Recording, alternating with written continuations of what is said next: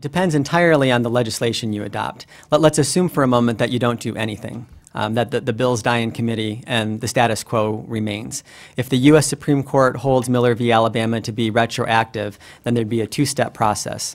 First, it would go back to the trial court judge, even retroactively, to determine whether they should in fact have a life without parole sentence. If the answer is yes, then the sentence remains. That's the end of the game. If they say no, then it gets referred to the parole system. And under our existing laws, that person would be eligible for parole after 15 years and every 5 years after that until parole is granted or they expire, whatever comes first. So that's what would happen as things stand right now.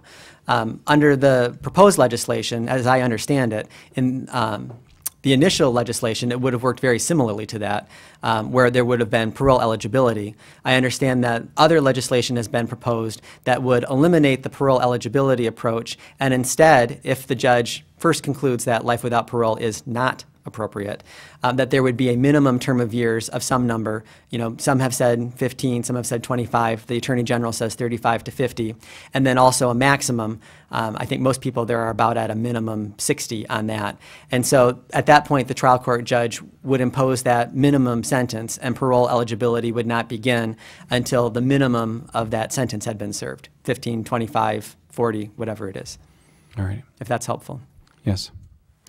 Any other questions from, yes, Representative Robinson? In Michigan, life sentence is life, isn't it? Correct. Even when there is eligibility for parole. Oh, that, I mean, the parole board is charged with making a decision on a case-by-case basis as to whether parole is appropriate. It has not happened often or recently, and in part that's a response to grants of parole in the past where someone went out and then they murdered again. I know that the parole board has been scared by even instances in other states where that's happened. Kind of a well-known popular example was a clemency action in Arkansas where Governor Mike Huckabee, who some of you may know, granted clemency to a teenage murderer because he wanted to give a second chance, and then he went and murdered in cold blood 4 police officers in a Seattle coffee shop. So, you know, things like that probably deter the parole board from wanting to grant parole, but it's certainly possible, yes. I'm just curious, do you know any stories of redemption of people? I mean, all you give me is the horror, the worst that a human being can do. I mean, but no, I'll withdraw the question. Thank you. All right, thank you very much. Don't go away. We might need you again for some follow-up. Thank you. All right, thank you. Thank you.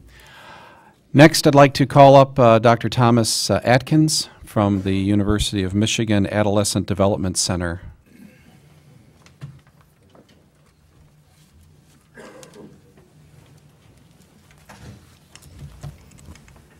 Good morning.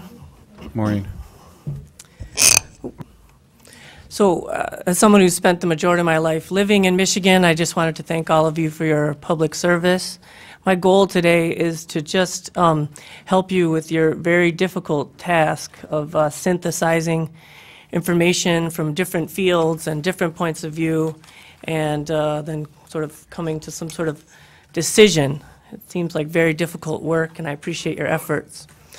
Just to clarify, by way of introduction, I am a pediatrician. I practiced in that field for 13 years, upon which time I returned to the University of Michigan and completed training as an adult and child and adolescent psychiatrist, and that is the field in which I practice now. I have an adjunct position at the University of Michigan Psychiatry Department, but I spend most of my time in private practice. So I just wanted to really touch on 3 basic things this morning.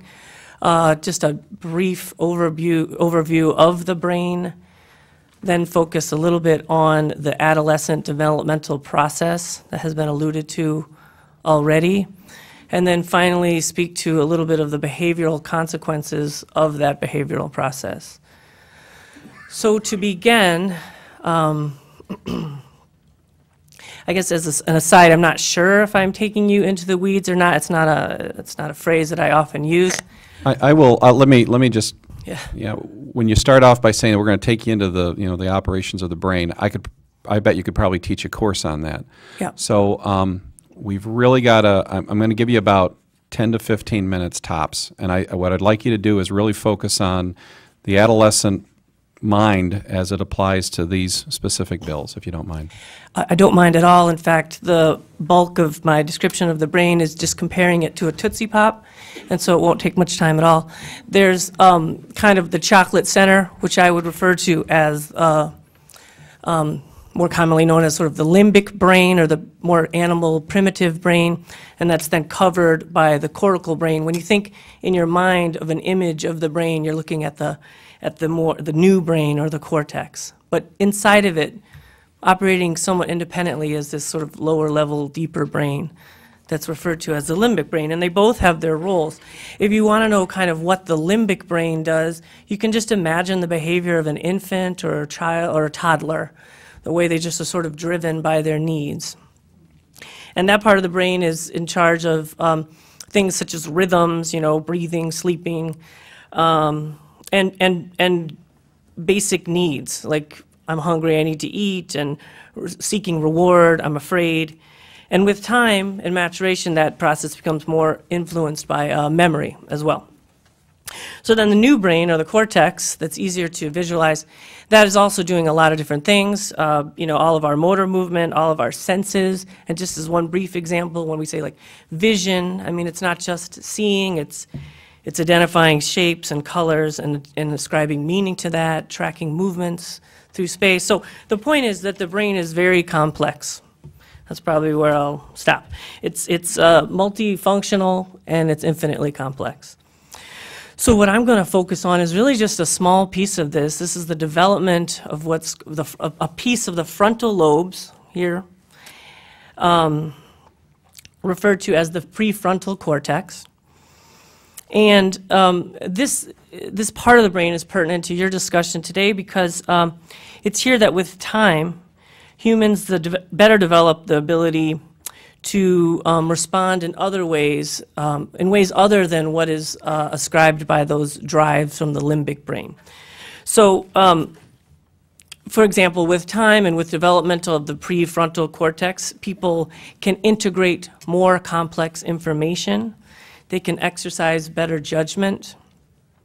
They can solve more complex problems, and they can better regulate their own behavior. Now, much of this development occurs from puberty to young adulthood. So what's going on in the adolescent brain? I'm just going to describe two processes there. First, before puberty, there's a large surge in brain growth, in the growth of what's called gray matter, or neurons, but it's poorly organized. But this does allow for a potential increased thinking power. Then what happens is two processes occur. Neural connections that are not often used are pruned, and the number of neurons actually decreases. And then starting at the back of the brain and working forward, the process of myelination occurs. And with myelination, a fatty tissue is laid down over neurons that often work together and that work frequently. So it's in this way that people's experience and environment at a very basic level influences their biochemistry. So as I said, it starts in the back. So the very last part of the brain to receive the benefit of this pruning and myelination is the prefrontal cortex.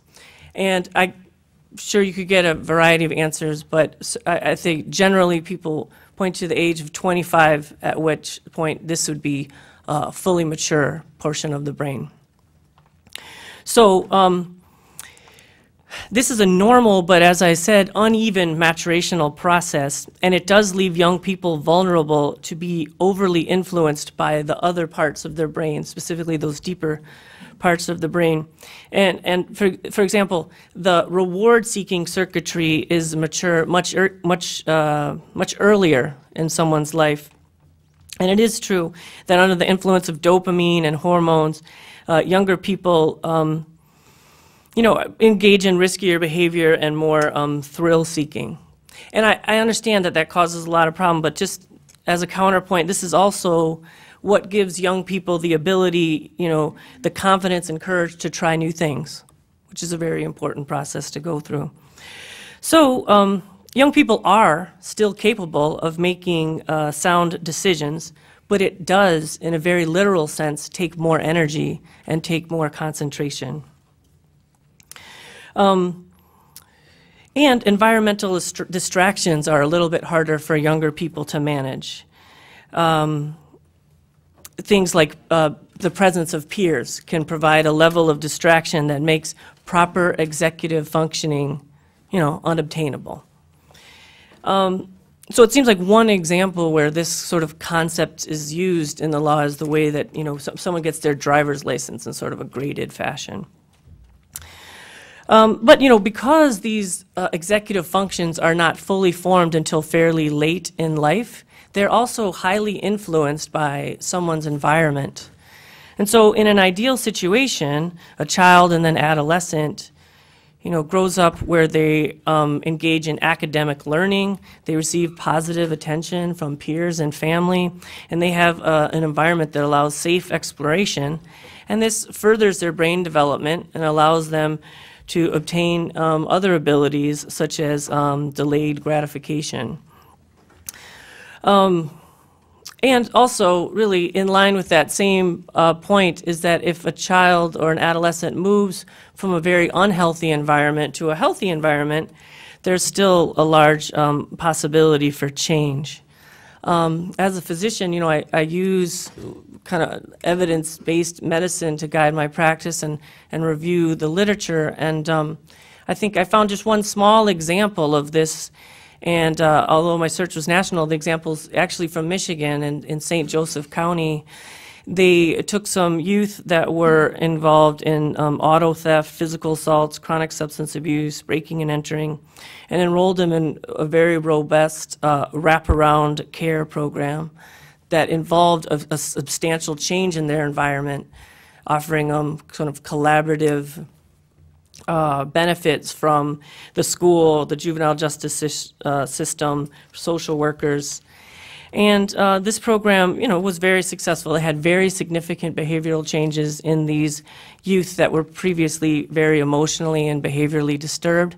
And those changes were sustained for the length of the study, which was very close to a year. So with that, I'll just offer myself to answer any questions if that would be helpful. Great. Any questions from House members? Representative McBroom. Thank you, Mr. Chairman. So, do you believe that, and thank you for your testimony, I find brain science to be very fascinating and very interesting, but I'm wondering, do you believe that somebody who becomes intoxicated and then kills someone, whether it's with their automobile or through some other circumstance, should be held to the same standard as someone who's not intoxicated and is sober and kills someone? I guess I wouldn't claim any special expertise in that area. Do you see where I'm going with connecting that? Because if we say somebody's impaired for making a decision because of chemicals in alcohol, Yep. and yet we hold them to a standard that says you got in the car and drove, and yeah, you were impaired, you didn't know how to make a decision, but you're still going, it's still first-degree murder.